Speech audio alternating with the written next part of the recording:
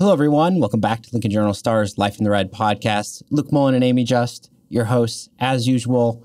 But wait, you're saying, where's Wilson? Well, fortunately, Wilson's still a major part of our Husker Extra team, but he's moved to a new role with the Omaha World Herald. He's going to be covering the men's basketball team, primarily for them, but still involved with all the football stuff. He's there today. We still see him. He's still alive. He's in our hearts forever and always. But no more ginger sandwich. Yeah, it's too bad. It is too bad. You're stuck with us, is what I'm saying. The two of us, yeah. So appreciate you coming back anyway. Today, we of course have a lot to dive into, a big game, Nebraska, Colorado. A lot of discussion came out of that. Stuff to talk about the team, reflect on those first 2 weeks a little bit. We'll get into that here shortly. But, my second time out to Boulder, your first time, how'd we like it? It's really pretty. The weather was great. There's a lot of swearing. Granted, I swear a lot when I'm not on camera, so I felt right at home in that regard. But yeah, it was crazy. I expected more Nebraska fans to be there, but Colorado did a good job locking down, keeping tickets in Colorado fans' hands. For sure, yeah. I think just you could kind of feel the tension between the fans a little bit more so than you have at a lot of games, even in conference. Obviously, the big rivalry there. The students were very unhappy, booing the team, letting them know. Which, credit to those students, by the way, they got there two plus hours before kick. I mean, very early, in the morning. It was wild. Yeah. Before the gates even opened for them, a bunch of them were chanting, "We want beer," and I'm like, it's like 7:30, 8 o'clock in the morning. But caffeine. I wanted caffeine. Yeah. But I respect it. I respect the dedication. Yeah. So there was a ton of excitement there for Deion Sanders' first home game. The crowd was loud, but realistically, I think you look at this game, the first 15 to 20 minutes, Nebraska played extremely well. Like, there was that moment where I was kind of wondering, the defense is hanging in there, is 0-0, and it was like, okay, the offense is going to need to score because the defense is playing at such a high level that you got to get something going there. And end of the first half, that's just where things unraveled. Yeah, you could start to see things fray from the very beginning I thought Nebraska had a really promising first drive and then fumble. Yep. And they didn't manage to sustain a lot of drives after that. There were a few that they pieced together really well. And then, of course, Jeff Sims' own, very long explosive touchdown, but, didn't really see a lot of consistency in any regard. Yeah, absolutely. I mean, it's a good point. That first drive, they were in a good rhythm. It picked up a couple first downs until you get that, fumble to disrupt things. And, the other drives, I think they had a couple where it was like, pick up one first down, penalties, you get behind the chains a little bit. It just seemed like every time they were trying to build towards that, whether it was turnover, fumble, just didn't execute on some of these plays. Stuff just happened and it didn't go their way. And of course, that end of the first half, they get down a couple scores and you kind of wonder what's the response going to be. And it was really good. Come out of the second half, Jeff Sims breaks off a huge touchdown run. It's a one-score game, but ultimately that turnover trouble, it bit again way harder there in the second half, and that just kind of overshadowed things. But want to just touch on, before we get into the turnovers real quick, the defense overall as a whole, because, what Colorado did to TCU, I mean, they dismantled them, and definitely that was not the case, throughout the whole game. Second half, obviously they got the points, they got the yardage, but this Nebraska defense did a way, way better job against a really good Colorado offense. Yeah, 8 sacks. And that's the most in over a decade by this team. That's incredible. 2 of them from a true freshman, no less, which is incredible nonetheless. And we talked to him today, which I was glad that we, finally had the opportunity to speak with him. But yeah, the defense played really, really well for about 3-ish quarters, and then things fell off a little bit, and that's going to happen. Yeah, just so much big play potential that Colorado had it was kind of only a matter of time. But I want to give a shout out Quentin Newsome. He was following Travis Hunter around for most of the game, and Hunter ended up with 3 catches. He had a big catch, but a lot of the time when Newsome was on him, there was not a lot going there. He had a really tough task. I mean, they have a lot of good wide receivers, so I thought he played an excellent game. You know, you mentioned the pass rush was great. A lot of different players contributing to that, getting sacks, and also shout out to sophomore linebacker Mekhi Bear, guy who, you know, I kind of saw him out there, and, you know, I did a little bit of a double take, like, did I get that number right? You know, he's been out there for a couple series, and he ended up playing second most snaps of any linebacker. And this is, I mean, he didn't play in his first 2 years. He redshirted, had his redshirt freshman year. This new staff, he's really picked up. And we heard today, I mean, it was clear, him and Coach Dvorak there at the linebacker room, he's shown a lot of belief in him, and he's living up to it. I was impressed to see him come out there and get 6 tackles last week. And one of them was a just crushing tackle that I shouted out in my instant analysis. It was like a third down. 12. Yeah, the third and 12 tackle. That blew up a screen pass. was beautiful. It was like, it was perfect. And I was really happy for him because, you know, his career hasn't necessarily gone the way that he probably envisioned from when he first got here, but he's making the most of it now. Yeah, I think in this era of college football, a guy who sits for 2 whole years and then jumps into a big role is, you know, we're celebrating, because that's not the case for a lot of people. So a couple of those players on defense had a really good game, but let's kind of reflect on this 0-2 start, these losses to Colorado and Minnesota. And I think the top of that list is the quarterbacks, Jeff Sims, it's the turnovers, Sims and some other players in that as well. So in particular, this Colorado game dropped multiple snaps, unforced errors. You know, it wasn't like he was hit, the ball popped out, just a very, very simple thing. Botched a handoff exchange with Gabe Ervin, which Ervin today took responsibility for, but I don't buy it. Sorry, Gabe. You watch the play back, the ball's not in his gut. It's not in the right place. And Joel Klatt, the Fox announcer, he called that out in real time. A lot better football mind than me. So I'm gonna trust him on that as well. So there were issues there with Sims, threw a sideline interception too. That was just a bad decision too. So through these 2 weeks, Sims, 2 total touchdowns, 6 turnovers. Or 7, depending on who you count. And that's just not a winning formula. No, you cannot. And I said this on radio on Monday. You cannot turn the ball over 4 times in a game against anyone and expect to win. If they turn the ball over 4 times this weekend against Northern Illinois, they're not going to win. It's not a recipe for success. Ball security and decision-making have to be of the top tier, highest priority this week for everyone, not just Jeff. You cannot play like that and expect to win. You can't. You can't. Absolutely. And I mean, let's talk about Sims' role in the offense, because he brings a lot as a runner. He does. I think, you know, that touchdown run he had last week, that was their best offensive play of the game. Without him in there, you don't have that. Second best of the year, I think, so far.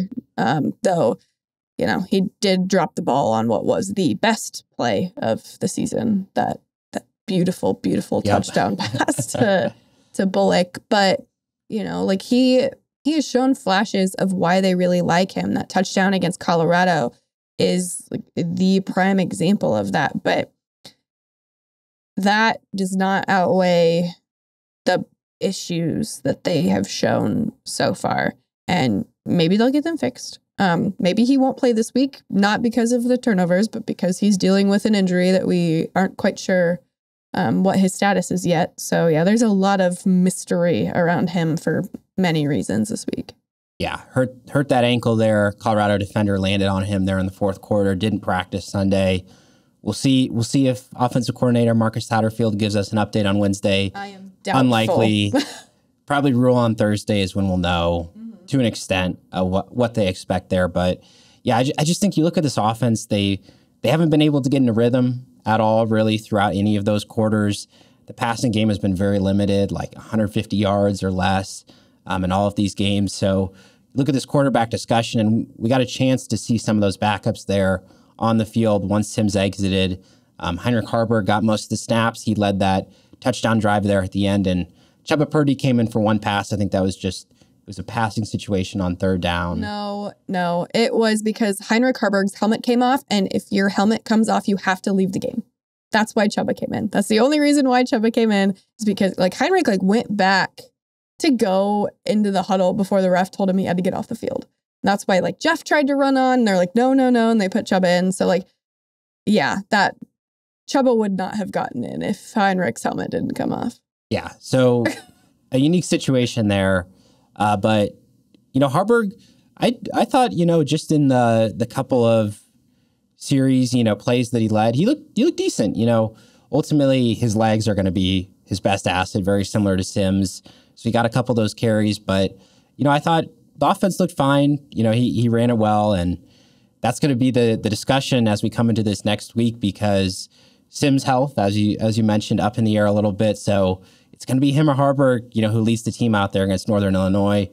And as we look at this offense, like I said, passing game's been limited. Billy Kemp finally got going last week, which was a good sign, but Marcus Washington's had very little involvement. Alex Bullock's had some moments as well. He had a big week one, but just ultimately the consistency's not been there from all these playmakers. And I think that includes the run game too, because Gabe Irvin, he's been good, he's been efficient, but he's only had 24 carries through 2 weeks. That's your lead back. You want to be a running team. Some of these issues have to be fixed now at this point. Yeah, and some of the carries that could have gone to Gabe, especially in week one, ended up being design quarterback runs. So, because Jeff ran the ball a lot in week one. But yeah, you want him to get more carries. And he was asked today if there was a number that he had in mind. And he was I'll do whatever. But he wants more carries. He wants to touch the ball more because, when the ball is in his hands, good things can happen. Well, yeah, I just think the offense hasn't reached the heights that they wanted to yet. He's one of their best players. Just get the ball in his hands. So this is a good opportunity for that against Northern Illinois. Preview that in a second, but I want to touch on some of the youth on the team, which, we know some of these veterans, you look at a Newsome, a Luke Reimer, they've been doing it at a high level for a couple seasons, but part of what makes this team interesting is they've got a lot of freshmen have been able to get on the field early on. At wide receiver, Jalen Lloyd and Malachi Coleman have, had some limited snaps, not been a huge part, but expecting that to maybe continue over the course of the year. But you really look at defense, and you mentioned him a little bit earlier, Cam Lenhart has just had an incredible start to the year. Thought he played at a pretty high level there against Minnesota. First college game, true freshman on the road. That's a tough test, but goes out there against Colorado, gets 2 sacks, one of the more consistent defenders there on the edge. You think that Coach Knighton has to be so pleased with having a guy you can go out there right away and be able to put up some production and stand right in with everybody. Oh, yeah, no kidding. The words that have been used to describe him, they're funny, but it's also accurate, fake freshman. Yeah. Yeah, he is a fake freshman. Yes, he is a freshman, but he's just done so well since he got here. You wouldn't know if you weren't just actively looking at the roster. Yeah. Physically, everything is in line with what you'd expect from a contributor at the position. And that's why he's been able to step in there and play so well already. And it's also worth noting Prince Welluman Mielen, he got in there, was able to generate some pressure as well. Riley Van Poppel, another true freshman there. He's playing a little bit more on the interior. He got some snaps. Rule said they don't plan on redshirting him. Van Poppel should be a guy that gets a lot more playing time. And then even Sua Lefotu, another guy who maybe could be a redshirt. Rule said he played a little bit against Colorado. Cornerback Dwight Boodle, he's also going to be a guy that plays pretty consistently week to week. So they've got, 2 weeks into the year, you've got, 3-4 freshmen that you're we know these guys are going to play. We're not going to redshirt them. I think that's a great step. And clearly they want to have a few more young guys who they're able to say that about by, week 7, 8, 9. Yeah. In general, this is a young team, right? So you're going to have a lot of younger guys playing, but they really are putting an emphasis on getting the guys ready for the future, not necessarily for the right now, but like just throw them in there, see what they can do, see how they can help. And so far, especially on defense, that's going really well. Yeah, I mean, program building, foundations, development. This is the Matt Rule playbook. So this is kind of all underscored a little bit, by this 0-2 start. You look at the positives, but you look at the negatives there of the turnovers, and kind of the product has not been, the execution has not been what they've wanted it to yet.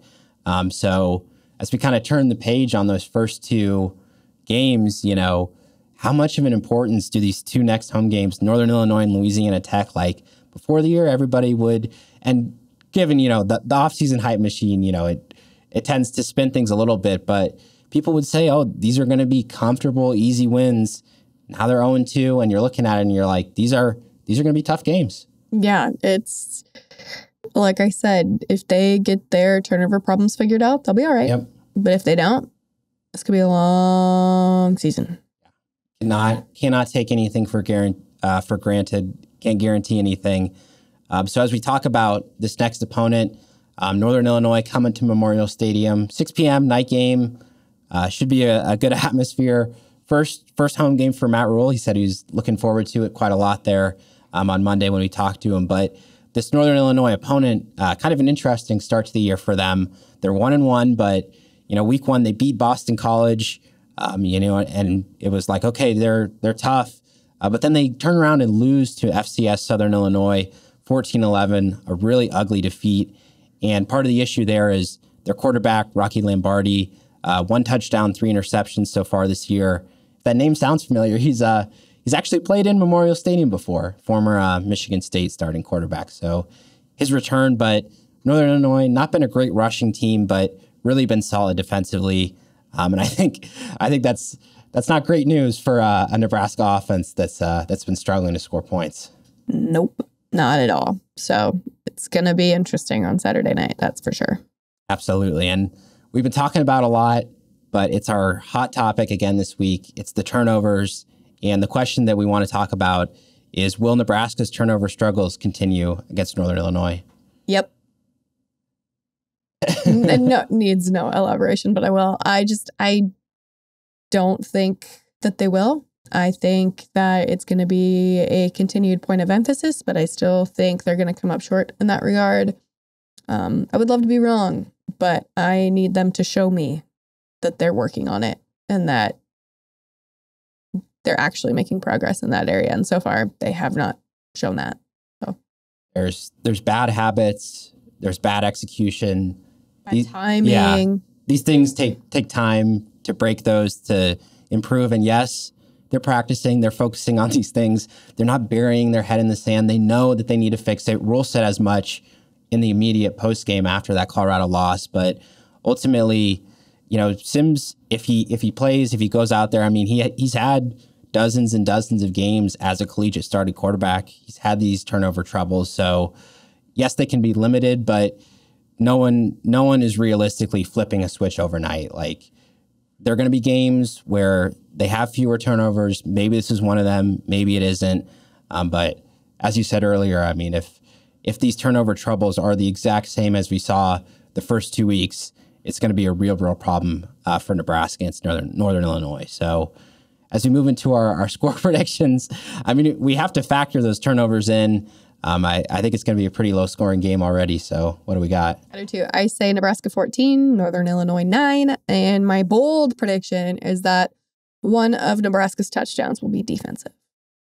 Going with the Iowa special there, huh? I am indeed. winning by a defensive touchdown. I mean, look, Rocky has shown that he's, interception prone too. And I think it's about time for somebody to break one off. Absolutely, yeah. Defense forcing turnovers, that's been something that they've talked about being important as well. So, yeah, I'm pretty similar to you here. I'm going 21-16. I think they'll be so high scoring. I know, right? What am I thinking? Predicting 3 touchdowns? I mean, that's unless one of them's defense or special teams. Yep. Maybe I'll steal your reasoning here, but I think they should be able to break a big play, something 50 yards. They're due for something like that. to come up and, get them down the field. And Northern Illinois, I think that they'll be able to, if Nebraska does turn the ball over, they'll make the most of it. But I'm just not super confident that they're going to be able to string together a lot of first downs against this defense. So I think we're both in agreement there that the Nebraska defense is realistically what's going to win this game for them. Yeah, absolutely. No question about it. Yep. So that's kind of where the team stands right now after this 0-2 start. Again, we'll kind of consider how these next two non-conference games go. There'll be that opportunity to reflect on that as well. So again, 6 p.m. Saturday, first home game, big moment for the team to get things right there as well. So really quick, want to touch on kind of what Nebraska volleyball team's been up to. Miss our big, volleyball day in Nebraska. It's like, they've been playing these regular matches. It's not like, you don't get 90,000 to watch you every time. Oh, well. They set a demanding record for Nebraska Creighton since they added more seats in there. So, yeah, there were almost 9,000 people in there that day. So that's a lot. The sellouts will continue. That's for sure. No question. So right now, Nebraska up to 7-0, having a great start to the year.